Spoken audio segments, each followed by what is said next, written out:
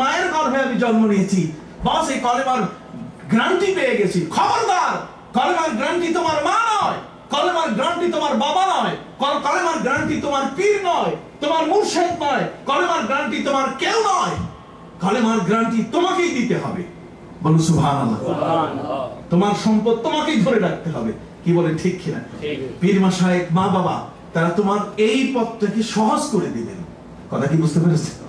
সম্মানিত সুধী, যে কারণে আমার রাসূল বলেন ঈমান হচ্ছে গায়ের পোশাকের মতো। রাত্র বেলায় যখন কোন মানুষ ঘুমায়, যেমন তার বাইরের অতিরিক্ত পোশাক যেটা নিয়ে বাইরে অফিসে যায়, এটা যেমন গায়ে দিয়ে ঘুমায় না, এটা খুলে রাখে। আমার নবী বলেন ঈমান আল ঈমানু কাল লিবাস, ঈমান হচ্ছে গায়ের পোশাকের মতো। নবীজি বলেন তিনটা কারণে ঈমানের পোশাক আল্লাহ খুলে নেন, তিনটা কারণে তোমার গায়ে ঈমানের পোশাক কখনো থাকবে না। কয়টা কারণ? একটু সবাইকে বলতে হবে, একে এ থেকে জেড পর্যন্ত। একটু কথা বলেন না, না গত ওয়াজ করে আপনারা সুবহানাল্লাহ আলহামদুলিল্লাহ বলে শেষ করছেন, আজকে নাই ডিপোজিট। কি বলেন? কয়টি বলুন? বলেন কয়টি? তিনটি জিনিস তোমরা কখনো করো না। নবীজি বলেন তিনটি জিনিস যদি করো তাহলে তোমার এই দুর্লভ সম্পদ পৃথিবীতে তুমি মনে রাখবে, ঈমান মাছের বাজারে পাওয়া যায় না। কথা কোন না? ঈমান কোনদিন ওই মার্কেটে পাওয়া যায় না। চায়না মার্কেটে আপনি যাবেন, সব মাল পাবেন, কিন্তু ঈমান পাবেন না। ঈমানের বাজার এখানে মেলে না, ঈমানের বাজার এখানে নাই। ঈমান হচ্ছে দুর্লভ সম্পদ, যেটা আসমান থেকে আল্লাহ বরাদ্দ দিয়েছেন জগতের মধ্যে। সাহাবায়ে কেরামের জন্য বারবার শুকর আদায় করতেন, প্রভু তুমি আমাদেরকে ঈমানদার বানিয়েছো। বলুন সুবহানাল্লাহ। এই সিজদা করলেই তো আপনার আর মাথা উঠাবার সুযোগ নাই। নবীজি বলেন তিনটা জিনিস, এটা যেন তোমার থেকে কখনো না হয়। এই তিনটি জিনিস যদি তোমার ভিতরে থাকে তাহলে তুমি ঈমান হারা হয়ে যাবে। আমার রাসূল বলেন লা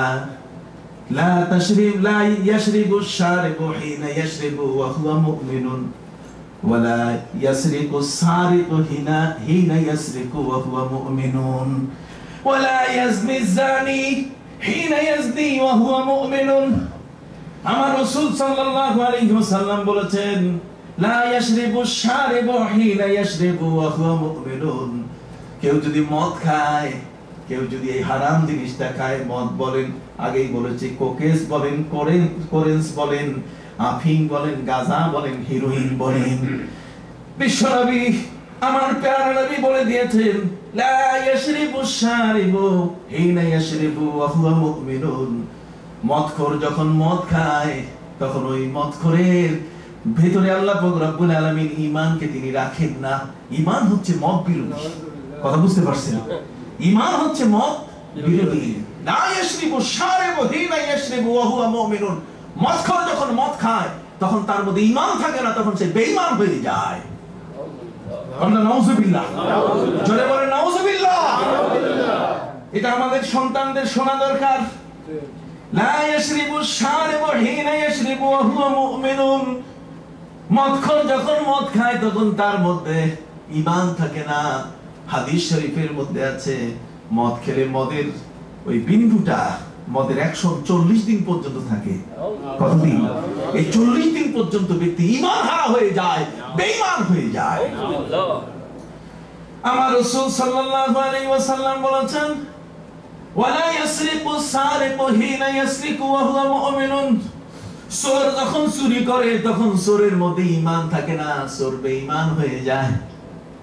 চোর যখন চুরি করে তখন তার মধ্যে কি থাকে না? ঈমান থাকে না। কথাগুলো কি মনে থাকবে? আমার নবীর কথাগুলো কি মনে থাকবে? লা ইয়াসরিকু সারিকু হিনা ইয়াসরিকু ওয়া হুয়া মুমিনুন। চোর যখন চুরি করে তখন চোরের মধ্যে কি থাকে না? ঈমান থাকে না। সেটা পাতি চোর হোক, ছাতি চোর হোক, জুতা চোর হোক, এটা কম্বল চোর হোক, আর টিন চোর হোক, আর গম চোর হোক, যেই চোরই হোক না কেন, চোরের যতগুলো কোয়ালিটি আছে, কথা বুঝতে পারছেন? এই যত রকমের চোর আছে, চোর চুরি অবস্থায় কার কাছে কি থাকে না? ঈমান থাকে না। আমার রাসূল সাল্লাল্লাহু আলাইহি ওয়াসাল্লাম বলেন ওয়ালা ইয়াজনি যানি হিনা ইয়াজনি ওয়া হুয়া মুমিনুন, ব্যভিচারী যখন ব্যভিচারে থাকে তখন তার কাছে ঈমান থাকে না। কথা কি বুঝতে পেরেছেন ভাইরা আমার? ব্যভিচারী ব্যভিচার করলে, একজন নারীর ইজ্জত যখন নষ্ট করে কোন পুরুষের ইজ্জত যখন কোন নারী নষ্ট করে, কথা বলেন, বিশ্বনবী মুহাম্মদুর রাসূলুল্লাহ সাল্লাল্লাহু আলাইহি ওয়াসাল্লাম ওই যুবকের প্রশংসা করেছেন। কিয়ামতের ময়দানে ওই যুবক আল্লাহর আরশের ছায়ার নিচে থাকতে পারবে, আল্লাহর ছায়ার নিচে থাকতে পারবে যে যুবক ওয়া শাবুন নাশা ফি ইবাদাতিল্লাহ, যে যুবক ইবাদতে আত্মনিয়োগ করে ফেলেছে। ওয়া রাজুলুন, এমন একজন ব্যক্তি যিনি যুবক, অন্য riwayতের মধ্যে শাবুন কথা আছে, ইজা দাআতহু ইমরাআতুন সাতু হাসাবিন ওয়া নাসাবিন, কোন একজন নারী যদি ওই পুরুষটাকে নিজের ইজ্জত নেওয়ার জন্য ডাকে, তাহলে সে খোলা মুখে বলে দিবে, ইন্নী আখাফুল্লাহ, আমি ভয় করি আমার আল্লাহকে। কন্যা সুবহানাল্লাহ। আমি কাকে ভয় করি? আমার আল্লাহকে। এইজন্য পবিত্র কোরআন মজিদে আল্লাহ পাক রব্বুল আলামিন বলে দিয়েছেন, ওয়ালা তাকরাবুজ জিনা ইন্নাহু কানা ফাহিশাতাও ওয়া সাআ সাবিলা, ব্যভিচার হচ্ছে সবচেয়ে বড় খারাপ একটা কাজ। ওয়া সাআ সাবিলা, এর চেয়ে নোংরা পথ আর জীবনে নাই। এটার মধ্যে কোনো লাইফ নাই। কথা বলেন না, এর মধ্যে কি নাই? লাইফ নাই। বয়ফ্রেন্ড বলেন আর গার্লফ্রেন্ড বলেন, যেই নামে বলেন না কেন, ব্যভিচার এটা হারাম। ইসলাম এটাকে এক মুহূর্তের জন্য সমর্থন করে না। ইসলাম এটাকে এত বেশি হারাম করে দিয়েছে, এর মধ্যে কোনো শান্তি নাই, এর মধ্যে কোনো লাইফের কোনো সিকিউরিটি নাই। ভাইরা আমার, একজন নারীর পেটের মর্যাদা এত বড়। আমার নবী নারীদেরকে মায়ের জাতি হিসাবে তাদেরকে এত বড় সম্মান করেছেন। জগতের মধ্যে হযরতে আদম আলাইহিস সালাম ছাড়া এই পৃথিবীর মধ্যে এমন কোন নবী নাই যে নবী মায়ের গর্ভে পৃথিবীতে আসে নাই। সুবহানাল্লাহ। যেই গর্ভের মধ্যে নবীর প্রোডাকশন হয়েছে, নবী জন্মগ্রহণ করেছেন, যেই গর্ভের মধ্যে ওলি জন্মগ্রহণ করেছেন, দর্বের জন্মগ্রহণ করেছেন, সেই গর্ভটি সাধারণ গর্ভ নয়। কথা বুঝতে পারছেন? মায়ের মাতৃত্ব হচ্ছে তার, মায়ের নীতি হওয়া উচিত তার মাতৃত্বকে রক্ষা করা। এটা যেন কোন অবস্থাতেই একমাত্র হকদার স্বামী ছাড়া অন্য কোন পরপুরুষের সাথে যেন কোন রকম তার গোপন সম্পর্ক না হয়। বরং সংসারটাকে শান্তি করার জন্য পবিত্র কোরআন মজিদে আল্লাহ পাক রব্বুল আলামিন বলে দিয়েছেন, ওয়াকারনা ফি বুয়ুতিকুন্না ওয়ালা তাবাররাজনা তাবাররুজাল জাহিলিয়াতিল উলা। রে ভাইরা, বউ দিয়ে কখনো চাকরি করাবে না, খবরদার। বউ নিয়ে চাকরি করলে যদি বউ কোনো ফ্রিডম দেশে থাকে, বউয়ের যদি সেখানে স্বাধীনতার চোখ তার যদি খুলে যায়, যে তাকে বাধা দেওয়ার মতো কেউ নাই, 18 বছরের বেশি তার বয়স, অতএব তাকে কে বাধা দিবে? একজন নারী হিসাবে যে কোনো মুহূর্তে 911 কল করে সে যে কোনো পুলিশ কাছে এনে যে কোনো মুহূর্তে তোমার থেকে বিচ্ছিন্ন হতে পারে। খবরদার, খবরদার, নারীকে তুমি ছেড়ে দিচ্ছ, তোমার স্ত্রী, তোমার সন্তানের মা বড় আমানত। কথা বলেন না? তোমার সন্তানের মা তোমার সংসারের জন্য বড় আমানতদার, তোমার সন্তানের জন্য লালনকারী। কয়টা পয়সার জন্য তুমি ছেড়ে দিলে, ওই মুহূর্তে যদি সেই স্ত্রী অন্যের পরকীয়া প্রেমে পড়ে যায়, অন্য পুরুষের মুখ দেখে যদি আস্তে আস্তে তার সাথে ব্যভিচারে লিপ্ত হয়ে যায়, তাহলে পৃথিবীতে তোমার জীবনটা বড় অশান্তিতে পড়ে যাবে। কথা বলে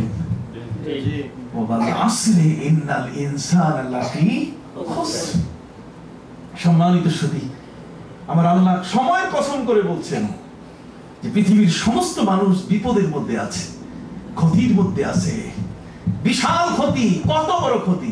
আগে একটু পরে আপনাদের কাছে সেই বিষয়টির উপরে আলোচনা করব ইনশাআল্লাহ। একটু দরুদ শরীফ পড়ে সাল্লাল্লাহু আলাইহি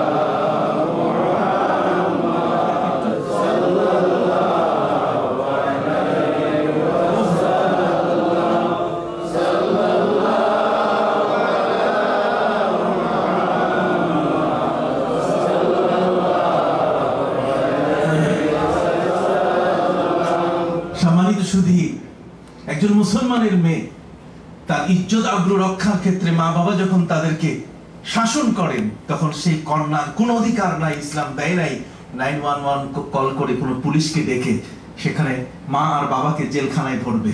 আছে কোনো সুযোগ? যদি বলেন আছে কি কোনো সুযোগ? তাহলে তাহলে আপনাকে খুব সাবধান, বি কেয়ারফুল। ঈমান রক্ষা করতে গিয়ে ইসলাম বলছে এই কয়েকটা কাজে যাওয়া যাবে না। জেনায় যাওয়া যাবে না, বেবিচারের মতো খারাপ কাজটায় যাওয়া যাবে না। আমার আল্লাহ 1400 বছর আগে এর কুফলটা বলে দিয়েছে, এটার মধ্যে কোনো সুফল নাই। নারীর ইজ্জতের উপরে এমন একটা গোপন জায়গায় অন্য আরেকটা পুরুষের এত বড় আঘাত, যেখানে একজন স্বামীর জীবনের উপরে স্ত্রীর রুচি নষ্ট হয়ে যায়, অথবা স্বামী যদি কোনো এমন পর স্ত্রীর কারো উপরে যদি এই ধরনের লোভী হয়ে যায়, অন্যায় করে বসে, তাহলে সেই